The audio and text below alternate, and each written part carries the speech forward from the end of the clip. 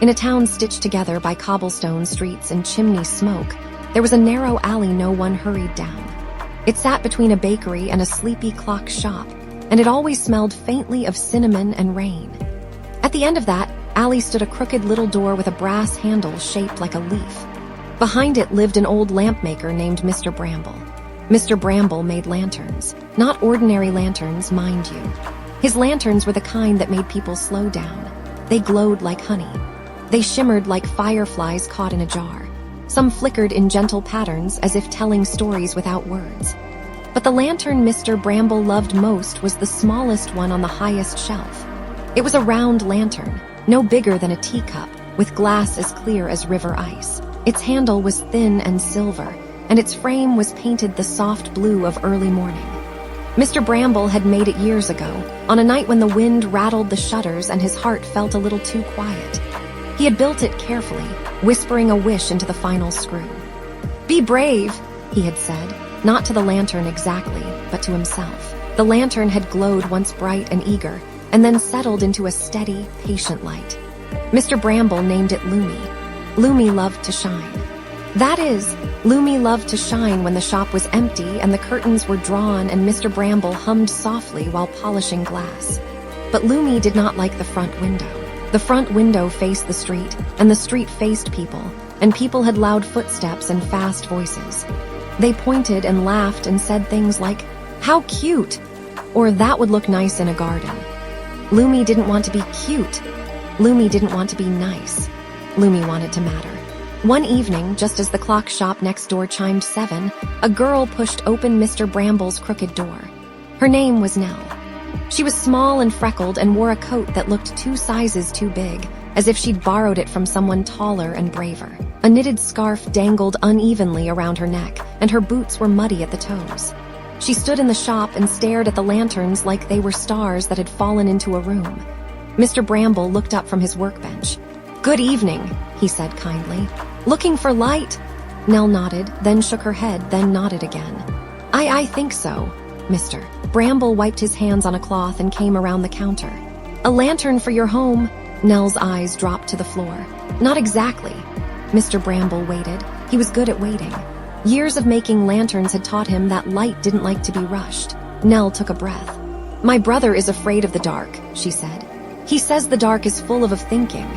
Mr. Bramble blinked. "Thinking?" Nell nodded quickly. "At night he remembers things, and he doesn't like the things he remembers."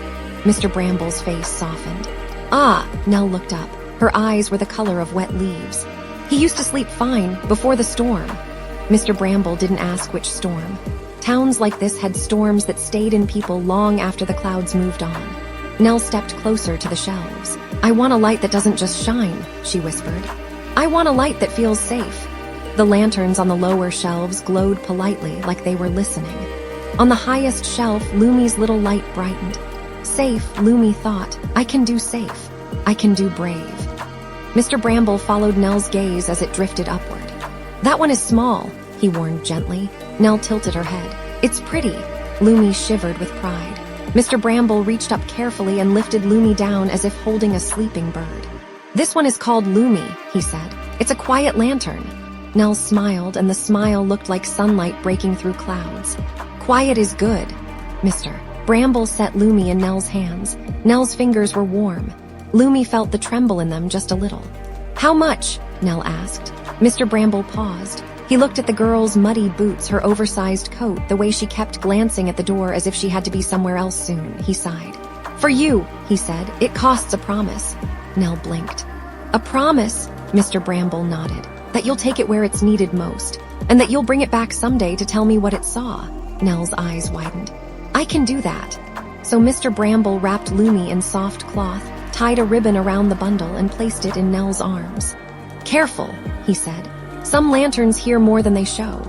Nell nodded like she understood, though she probably didn't not yet, and then she hurried out into the evening. The town's street lamps flickered on, one by one, like sleepy fireflies waking up. Nell walked fast, holding Lumi close. Inside the cloth, Lumi glowed with nervous excitement. Matter, Lumi thought. I'm going to matter. Nell lived in a small house near the edge of town, where the buildings began to thin and the trees began to crowd closer. When she opened the front door, warm air and the smell of soup wrapped around her. A woman with tired eyes stood in the kitchen stirring a pot. "Nell," the woman said, "where were you?" Nell hugged the bundle tighter. "I went to Mr. Bramble's." The woman's expression softened and tightened at the same time. "With what money?" Nell swallowed. "He didn't take money." The woman frowned. "Then what did he take?" "A promise," Nell said quietly. The woman studied her, then sighed. "All right, go on." Nell padded up the stairs to a small bedroom at the end of the hall. Inside, a boy sat on the bed with his knees pulled up to his chest. His hair was dark and tousled, and his eyes were too old for his face. His name was Theo. Theo looked up when Nell entered, but his gaze slid away quickly like eye contact hurt. Nell sat beside him. "I brought something." Theo didn't answer. Nell carefully unwrapped Lumi. The cloth fell away and Lumi's light bloomed softly in the dim room. Theo blinked. "It's a lantern," Nell said, trying to sound cheerful. "His name is Lumi." Theo stared. "Lanterns don't have names." "This one does," Nell insisted. "Mr. Bramble said so." Theo's mouth twitched, almost a smile, then disappeared. "It won't help." Nell's chest tightened. "Why not?" Theo's voice was small. "Because the dark isn't in the room, it's in my head." Lumi's light flickered. It was not offended. It was listening. Nell placed Lumi on the bedside table. Lumi's glow filled the corners of the room without shouting at them. "Just try," Nell whispered. Theo looked at Lumi like he was deciding whether to trust a new animal. Finally, he lay down. Nell tucked the blanket around him, then sat on the floor beside the bed, her back against the wall. For a while, nothing happened. Then Theo's breathing turned uneven. Nell heard it first. The tiny hitch, the quick inhale, the trembling exhale. "Thinking," Theo whispered into the dark. Nell reached out and touched his hand. "It's okay, I'm here." Theo's voice cracked. "I keep hearing the wind, the storm, the tree cracking, I keep seeing the water." Nell swallowed hard. She had heard it too. She had seen it too. But Theo had been closer that night. Theo had been the one who had almost. Nell squeezed his hand. "Look at Lumi," she said softly. "Look at the light." Theo's gaze shifted to the lantern. Lumi brightened just a little, not harsh, not glaring, just steady. Theo stared at the glow. His breathing slowed. But his eyes stayed wide, filled with the kind of fear that didn't come from monsters under beds. It came from memories that didn't know how to leave. Nell whispered, "Tell me what you see." Theo swallowed. "I see blue." Nell nodded. "Good, blue like morning." Theo blinked slowly. "It's not angry." "What's not angry?" Nell asked.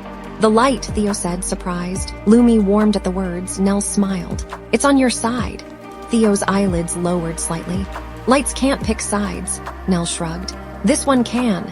Theo watched Lumi for a long time, and then little by little his shoulders loosened.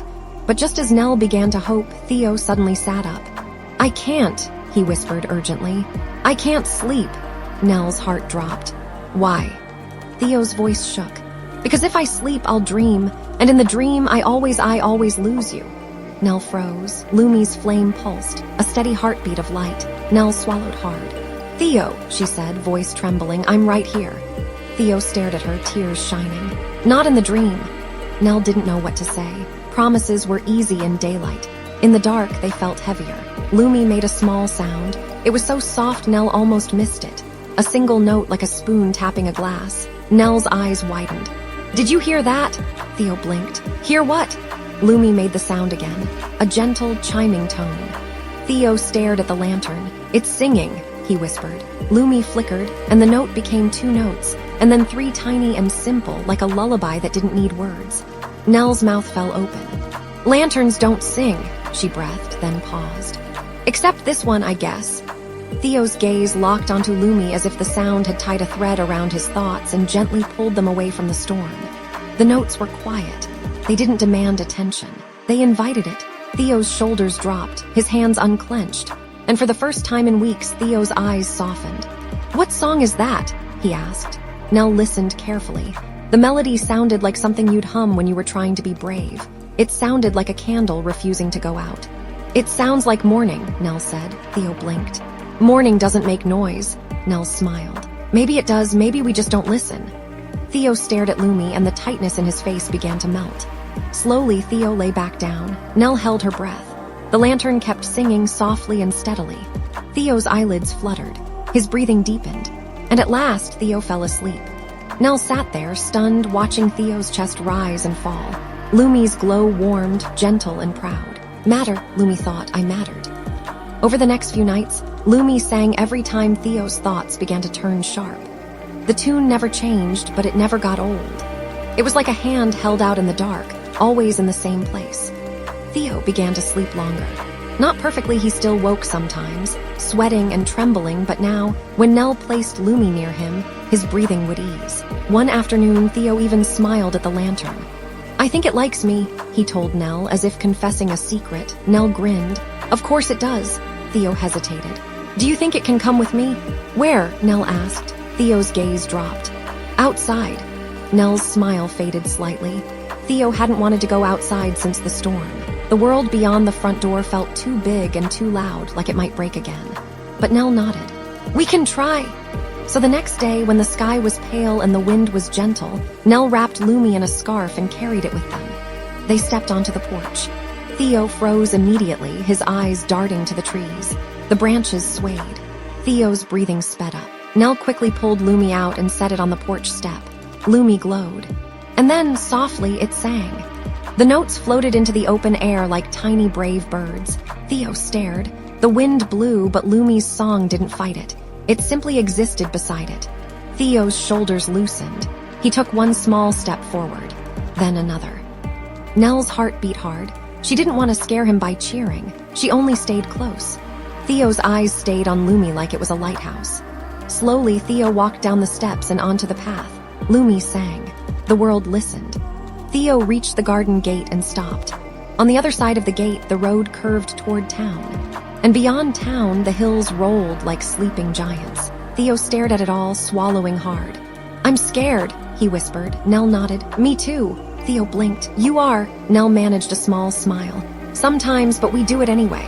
Theo's eyes filled. How? Nell looked at Lumi. We bring light, she said simply. Theo reached out and gently touched Lumi's handle. Hi, he whispered, as if greeting a friend. Lumi's glow warmed, and Theo, holding the lantern carefully, stepped through the gate. Weeks passed. Theo went outside more. At first it was just the porch, then the garden, then the alley behind the house where the cats liked to sit. Each time, Lumi sang. The town began to notice. People would see Nell and Theo walking with a small blue lantern, and they would smile without knowing why. One day at the bakery, the baker's son, who had a stutter that made him hide his words, heard Lumi's tiny song. He stood very still. It's nice, he whispered. Theo looked at him. It helps, Theo said, as if he was sharing a treasure map. The baker's son nodded, eyes shining. Later, when Nell and Theo walked past the schoolyard, a girl sitting alone on the swing heard Lumi's tune. She didn't speak. She just closed her eyes and breathed, as if the sound had given her permission to stay. Nell began to realize something. Lumi didn't only sing for Theo. It sang for anyone whose thoughts had gotten too heavy. One night, as Nell and Theo sat in Theo's room with Lumi glowing between them, Theo asked, Why does it do that? Nell frowned. Do what? Sing, Theo said. Why does Lumi sing when people are scared? Nell looked at the lantern. Lumi's light flickered thoughtfully. I think, Nell said slowly, because the dark makes people forget and Lumi reminds them. Reminds them of what? Theo asked. Nell swallowed. That they're not alone. Theo stared at Lumi. Is Lumi lonely? Nell's chest tightened. She thought of Mr. Bramble's quiet shop. She thought of the promise. I don't know, Nell admitted. But maybe it wants to matter like all of us. Theo nodded slowly. Then it's doing a good job. Lumi glowed warmly at the praise. One day, when the winter air was sharp enough to bite, a rumor spread through town. The mayor's daughter was sick. Not a simple cold. Not a fever that would pass. She had a fear that had wrapped itself around her chest like a tight ribbon. People said she refused to leave her room. They said she refused to eat. They said she stared at the ceiling with eyes that looked like they were far away. The mayor offered rewards for anything that could help. Doctors came. Healers came. Nothing changed. Theo heard the rumor at the bakery and went quiet. That night he sat on his bed, staring at Lumi. Nell, he said softly, can we go there? Nell blinked. To the mayor's house? Theo nodded, nervous but determined. If Lumi helps me, maybe it can help her. Nell's throat tightened. Theo had once been the boy who couldn't step past the porch. Now he wanted to carry hope to someone else. Nell smiled gently. Okay, she said. We'll try. The next day, they walked to the largest house in town. where iron gates stood like stern guards. The mayor's assistant looked doubtful when Nell explained. But Thea held up Lumi, and the lantern's small blue glow looked so sincere that even adults felt strange arguing with it. They were allowed in. The grand staircase, down a long hallway, and into a bedroom filled with expensive furniture and heavy curtains. On the bed lay a girl about Theo's age. Her hair spread like a dark fan, and her face looked pale and tired. Her eyes were open, but they didn't seem to see. The mayor stood near the window, hands clenched. "If this is a joke," he began. "It's not," Theo said quietly. The mayor blinked, surprised by Theo's steadiness. Theo walked closer to the bed and placed Lumi on the bedside table. The lantern glowed. The girl's eyes flickered. Theo held his breath. Lumi sang. A soft, simple melody filled the room, gentle as snowfall. The girl's gaze shifted toward the lantern. Slowly, as if waking from a dream, her eyes focused. "What is that?" she whispered. Theo swallowed. "It's Lumi," he said. "It helps." The girl stared. "It's singing," Theo nodded. "When the dark gets loud." The mayor's face softened, confusion and hope mixing together. The girl's fingers twitched. She lifted her hand slightly like she wanted to reach for the sound. A tear slipped down her cheek. "I forgot what morning felt like," she whispered. Theo's chest tightened. "Me too," he admitted. "But it comes back." The girl looked at him, surprised. "You," Theo nodded. "After the storm." The girl's eyes filled with tears. "I had a storm too," she whispered. "Not outside, inside." Theo nodded slowly, understanding in a way only someone who had been there could understand. Lumi sang on, steady and patient. The girl closed her eyes, her shoulders loosened. Her breathing deepened.